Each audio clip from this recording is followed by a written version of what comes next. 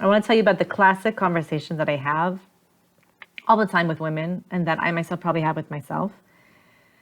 The classic conversation is, wow, I don't feel like I'm doing enough. Okay? Or like, let's say you had like a whole day where you were doing things at home, but you weren't doing anything out there and you just don't feel like you did anything. So in your mind, you make a list. Okay, I did this and I did this and I did this, but there's this sensation of not feeling satisfied and not feeling happy. That is so sad. This week's Parsha, we see Yaakov Avinu. Okay, he's about to be the Abba of all the Shevatim. He is like the Abba, right? He is like Mamash, the Abba of Am Yisrael. He goes out, he's about to get married, he's going to find his wife, he's going to build a home, the Shevatim, the kids, everything. What happens? He first has this beautiful dream. Why is it a beautiful dream? Because there's angels going up, there's angels going down. I feel like it's a beautiful dream because the Kodesh Baruch Hu is saying, no matter where you are, Yaakov, I'm with you. How more beautiful is that? He gets up and he says, wow, I didn't know, like Hashem is here in this place, right? And what's the place? What does he name the place? Beit, house of God. This is beautiful. Why? Because his father, Yitzchak, is known as the man of the field, the Sadeh. In the field, everybody's seeing you working, you're working. Everybody's watching what you're doing. Avram Avinu, his grandfather, was known as, he said, Har Moriah. He's the mountain. What's the mountain? Imagine you see someone climbing up a mountain, you're like in awe of them. You're like, wow, that is so impressive. But the Beit, who sees you in the Beit? The Beit's closed, the house is closed, no one's seeing what you're doing. And there, Yaakov Avinu says, my goodness, you have the perfect golden opportunity to find the Kadosh Baruch Hu. This is the house of Hashem, my home.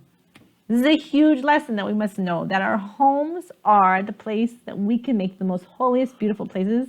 The place where we do so much work is Beit El, is the house of the Kadosh Baruch Hu.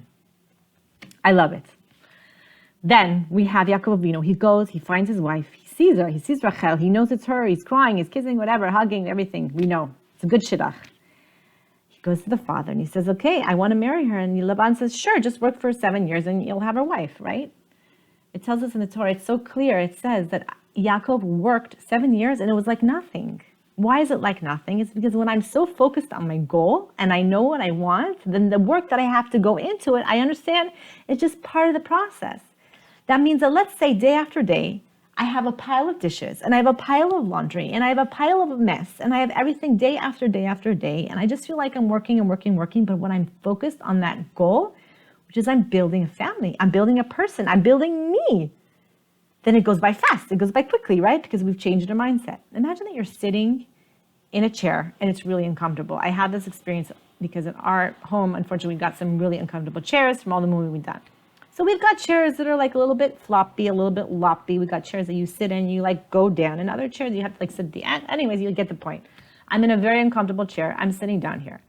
And I have a balcony, Baruch Hashem, and I see the most gorgeous sunrise, sunset, whatever, either time of the day.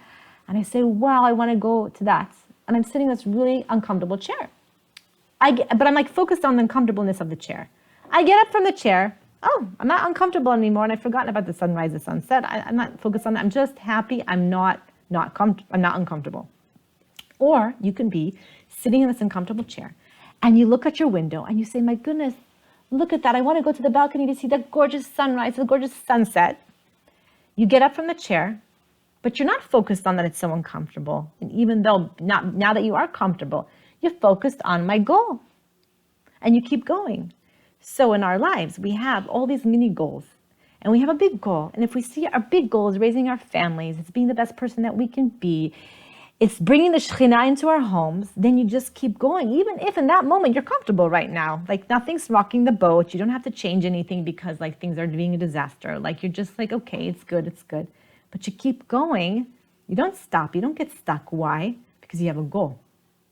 What's our goal, Mizrat Hashem, is to make our homes the Beit of Hashem, to make our homes a place where the Shekhinah wants to be, to make ourselves a place where the Shekhinah is, which we know that the Shekhinah is inside of all of us.